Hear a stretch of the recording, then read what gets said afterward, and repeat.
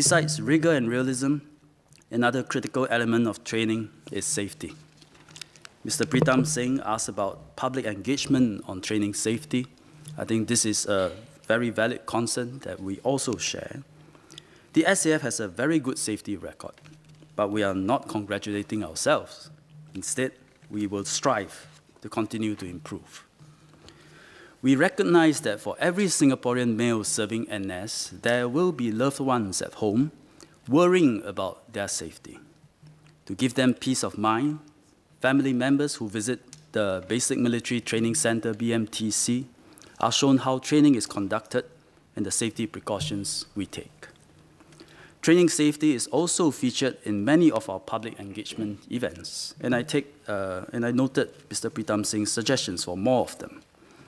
I hope the members of this House, especially all those like Mr. Lim Wee Kiak who are still actively serving NS, help us by playing a part to assure the public and all your residents on our strong emphasis on training safety. Unfortunately, much as we try, there will inevitably be injuries and casualties.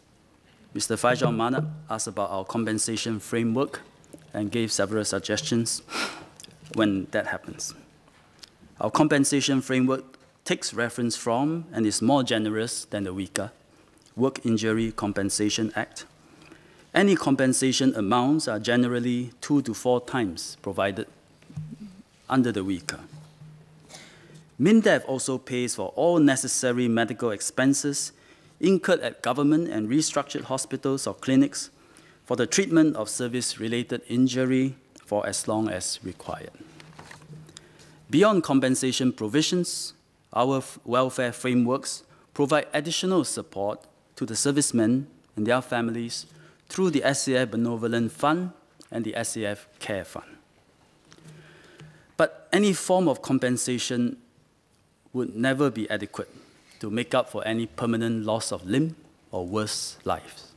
Mr. Faisal Manap rattled off many suggestions I was trying to catch because I'm hearing it for the first time.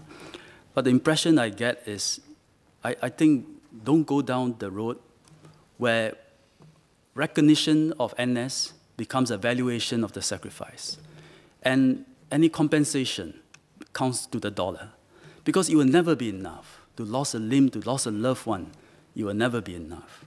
But we have to do what we can that is fair, and we hope that our compensation and welfare frameworks can provide some and adequate support when unfortunate incidents happen in the course of service.